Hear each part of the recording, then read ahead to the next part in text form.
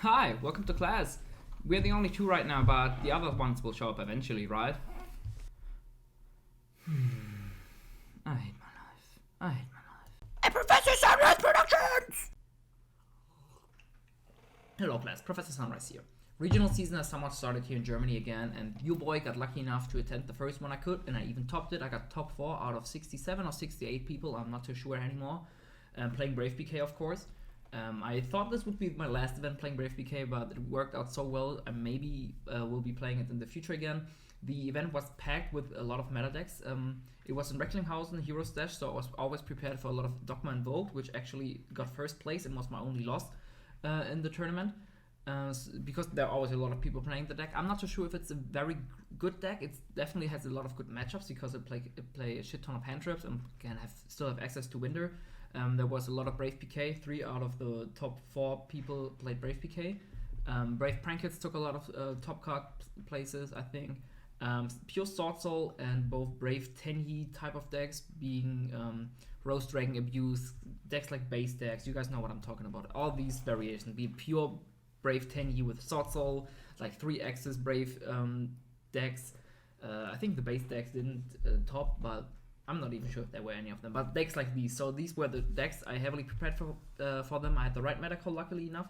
I could have gone completely bad and play a shit ton of Eldritch. There was not too many people in top card. I think maybe one was in the last round on table 3. There was one Eldritch player. I don't know if he topped. But yeah, the meta was pretty combo heavy, and I had the right call for it, which was very good. And I'm also lucky enough for the next 2 weeks, I can attend events on a similar size, hopefully, and I'm gonna keep you guys up to date if me or some of my friends or some of my teammates will top, and will give you the best competitive deck list for this format. Yeah, so let's just get into the deck profile and see what my tech choices were, what my defensive cards were, what my lineup was, and I'm gonna see you there. So before we go into the profile, I quickly want to run over the matchups I had. I played against Pure Tri-Brigade, losing the die roll but still winning, against Pure Sword Soul, winning the die roll and winning. It was a brick fest against Brave Tenyi. I won the die roll, and he also kind of bricked a little but not too much. I played 2 mirrors, losing both die rolls. I won the first one, the second one I drew. It was like where he stalled for time, but he was definitely playing legally. But he was a little slow playing here and there, depending on the thought process. He knew he didn't have an out, but he still thought. So I guess I could have called a judge. But I was happy, like I said, with him stalling for time a little, because I didn't want to go into a game 3 and then brick in game 3, and he actually still gets to kill me, and then I just lose the game, because I thought, okay, we're like 3 people who were like 4-0 at the time. So I was like, okay, if we drew, it's fine. I'm fine with it. But then the 6th round, I lost the die roll against Invoke Dogma. In game 3, I sadly bricked, so I lost it because I was bricking on Lancias, having 2 in the hand, and the opponent just not having any invoked nor prosperity cards in his hand. Just really sucks if you draw 2 Lancias. And the last round was against Invoke Dogma as well. I lost the die roll, but won because the opponent bricked game 1, and then in turn game 3 I could almost full combo. I think I had like Brave. Actually, I didn't full combo. I had like Brave, Judgment, double Fogblade or something like that. But I knew there's no way he's going to break that board. So overall, I was 5-1-1. I had the best tiebreak of all of people, 5-1-1, because I lost against first place and drew against, I think, 2nd or 3rd place. So overall, it's been a blast, and let's just get into the list. For the PK package, we play, of course, the basic package. Not basic, but for a list not running Enforcer, this is the basic package. So we have, of course, the best starters in Torn and Boots. We have the mandatory 2 Cloak for a grind game, 1 Gloves for the bridge for for Rusty being able to send both traps and monsters, 1 Stained Grief, so when we use Boots and we need another level 3 extender of the Cloak, Torn Scales and Grave combo, 1 Rotor to actually have more of the good ones, and the 3 Fog Blades and 1 Wing. 1 Wing for combos, and just having 2 traps and Grave in 1 turn is fine, and 3 Fog Blades because it's an amazing card going first. And going second, it can be an extender if discarded, and it's just there for a grindier matchup. So definitely come up. I would never play less than 3 Fogblade in a deck like this. You could theoretically get away with it. I side this out. It's going second a bit. But overall, I'm very happy with how the PK part of the deck performed, even though I rarely saw PKs. A lot of times I just play pure Brave, actually. But it's nothing I can change. Like, all of the lists are playing like this lineup, and they sometimes even play more than 40 cards. And this is, by the way, a 40 card list, of course. So I don't know. I think I was just unlucky, and I played pure Brave with a shit ton of hand traps and fog blades. Talking about the Brave package, we have Force with 3 Aquamancer, 1 Foolish, super versatile card, starter, extender, everything you want. 3 Ride, this is like the best card going first under Lancia. 1 Ring Griffin Rider. This card is also very good, of course. Also drawn with any of these is an extender. 1 Fateful Adventure. Sadly, this card was kind of stuck in my hand and glued to it a lot of times. Same as Draco Bag. There are a lot of times where I just had these in my hand and was like, damn, what the fuck, I'm playing like half the amount of bricks the people are playing, and I feel like I'm bricking just as much as them. But maybe that's just unlucky. Imagine me winning more die rolls, especially in the mirror and against Invoke Dogma. I could have definitely went first, and I feel like this is the way to play the PK list because it's just less bricky. It doesn't run into all the meta cards which try to counter Enforcer, and Enforcer just doesn't do enough to PK. If you start playing this list, you will never miss the Enforcer because it's, apart from being a play under Lancia, it just doesn't do anything. And being under Lancia, just ending on 1 Enforcer is never enough, and just playing in the Enforcer package makes it so that you don't really have space for the defensive cards which I'm playing, so you're never gonna have enough disruptions to survive the turn. For generic extenders, we play the Italy package, 3 and 2. This is more than enough. You only ever want to see 1 of them. 2 are fine going second, but going first you don't need too many of them, and 5 is, I feel like, the perfect ratio for the extenders. This is amazing with Italy, with Droplet, by the way. This is also the reason we're playing a clean 40. To see Droplet, this card is MVP and is the best card in the format right now. No deck ends on Herald, so this is completely uncountered in the format. And this makes it so that going second is viable. While I lost a lot of die rolls, I always had Droplet in my hand to actually play the game. So it's fine, I guess. Going second PK is actually insane, thanks to these.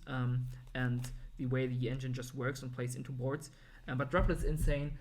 This is also the main reason, the biggest reason I feel like this deck is better, because it can play clean 40, because we're not playing too many bricks. We don't need to dilute our decks with generic level 3 extenders, which is fine, of course, but it makes it so that cards like Droplet are just less accessible to us, because they would play like 45, 50 cards, and us being a clean 40 like it should be, we just see Droplet, and we can actually play going second, together with 3 Ash, which is an amazing card for a deck like this, which doesn't end on completely insane board, but just like a perfectly fine board. Just having an Ash on top of it after getting like maybe hand trapped and not ending on the Brave engine is just amazing, especially to stop the Brave engine, because our main boss monster, Evil Swarm Nightmare, just completely gets obliterated by Brave engine.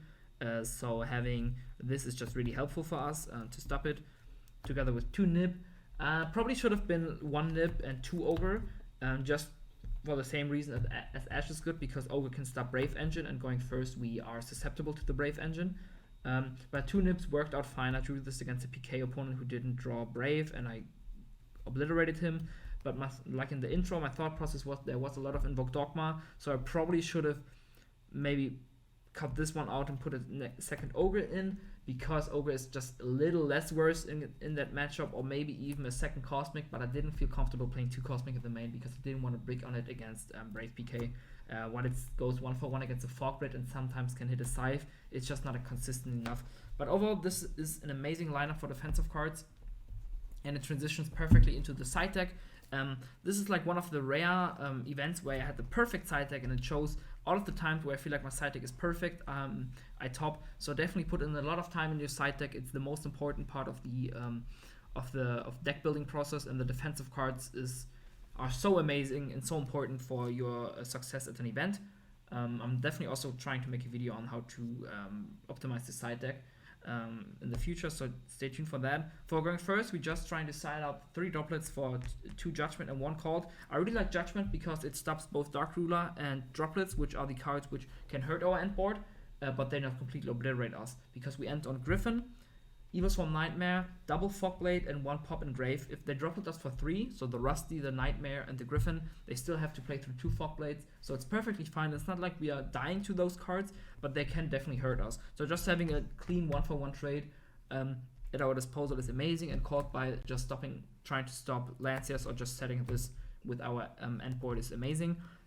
Judgment, I thought about not playing this and playing Anti-Spell, But I knew not a lot of people are gonna play Dark Ruler and are either on Droplet or something else. So just having the clean 1-for-1 trade was fine for me, even though this is kind of bad against Brave Engine. It's okay. It is what it is. So these go in for the droplets going first, because most of the times these are cards like better going first, and we already end on like Fog Blades, so we don't really need the monster negate effect. Then we have 3 Lanciers, 2 Ogre, 1 Nib.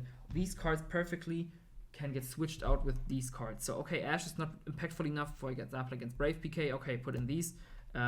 Cut the 1 Cosmic, put in the Nib, or put in the Ogres, stuff like that. Maybe cut out 1 Fogblade for going second, and then just play 1 more defensive cards. We can perfectly, for basically any matchup, switch out all of these cards to have a perfect defensive cards lineup.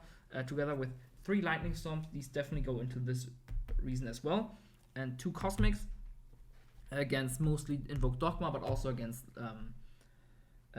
Eldritch and all the stun decks which can run around, together with Run Reboot, which is the only card I maybe want to cut out for a Chalice, so I actually have the perfect cards to side out against Invoke Dogma, because I want to side out these 3, and I side in 2 Cosmics, and the only thing I want against Invoke Dogma is an out to window. So Chalice could be fine, because while Red Reboot of course is an out to window as well, if they don't end on window, Red Reboot is dead, and kind of just feels bad to brick on side deck cards. So just maybe having a Chalice here or anything else, or like maybe a Twister just to out the Schism, is way better and has extra applications against the deck. For example, a Chalice would be very good either against a Winter or against a Mechaba, depending on what he has. But I feel like the Reboot is just needed against an Eldritch opponent if I play against that. So overall, this side deck has been amazing. I would highly recommend it. Lightning Storm, of course, being amazing against basically anything. If they can't break my board and just scoop game 1 and I don't know what I'm playing against, I just side in these for these basically, or maybe these, something like that. How I feel, how I maybe read the opponent. Is he playing a clean 40? Is he playing more than 40 cards? I would definitely keep in the Ogre, stuff like that. So yeah, really like the side deck. It overperformed for me for sure. Maybe cut the Reboot for like a Chalice or something, but then again, I didn't play against a single Eldritch opponent, so it's probably not smart to do that and just say, okay, I have 1 bad card against Invoked, because I think Eldritch is gonna get a lot more representation soon, because people start realizing it's very hard to play against Brave PK and people don't wanna go for the mirror match and just lose die roll and cry. So yeah, I think Reboot should be fine in the side deck. For the extra deck, we play the F-Zero package because we are not on 2 Enforcer. This is the perfect boss monster to end on turn 3. A lot of decks have struggled outing this, not turn 1, because they use all of the defensive cards turn 1, like droplets and generic cards, which actually can out this or threaten this, are gone by that turn, and if they don't luckily hard draw it, they basically cannot out this card anymore. So I really like this card. It's way better than a 4, so trust me, guys. 2 Levia to actually get into this. Levia gives us another body to work with after we do full combo, so we go Levia, 2 level 3s, Levia, another level 3, Levia, get another level 3, then overlay these for them, and then we still have a level 3, mostly a Dark, and a Cherubini to go into Rusty or into Unicorn and stuff like that, and to start pick apart the board. Really like this. This also replenishes our resources, gives our Aquamancer back, so we can actually get right back, and if we still have a Faithful there, this can actually give us the Brave Engine back, and also of course gives us PKs back to actually grind for like 3 to 4 turns with our decks, which is insane. 2 Break Sword, 1 for combo, 1 for breaking boards. Very good card. Would definitely never play more than this or less than this. It's the perfect ratio. 1 Gossip Shadow. This was my game plan for when I get Lancet going first. It didn't ever happen to me because, yeah, I think I just, not bricked, but I just played pure Brave a lot of times going first because I didn't just see any PK names. So it wasn't worth it for me to commit into any lines and just die to a lot of hand traps. So I was just mostly chilling on Brave and like a few defensive cards like Fog Blades, Judgment, stuff like that. So it didn't come up. I would probably cut this for Dark Charmer because Dark Charmer would have been amazing the whole day and I just didn't have access to it. So yeah, cut the Gossip Shadow. While it is a nice card to end on going first, it's not that good. It just trades, not even trades 1 for 1, it just trades tempo. And I feel like if I get Lancet, I'm just gonna be okay. Maybe I draw right plus like 2 defensive cards, or I'll drew my own Lancet to actually stall for a turn. I'm just gonna suck it up that I got Lancet and hope for the best, because I feel like this is the most consistent thing you can do. Because if you get Lancet, your win rate just drops so hard. It's not worth it to play a bad card for it, in my opinion.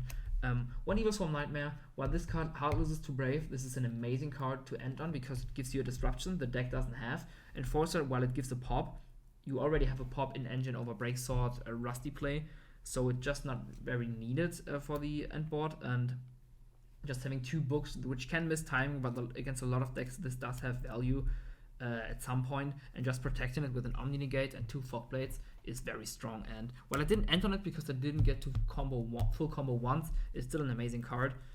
Down at Zeus, the most important package in the extra deck, I feel like, just to break boards and just end on Zeus plus a Fog Blade is amazing.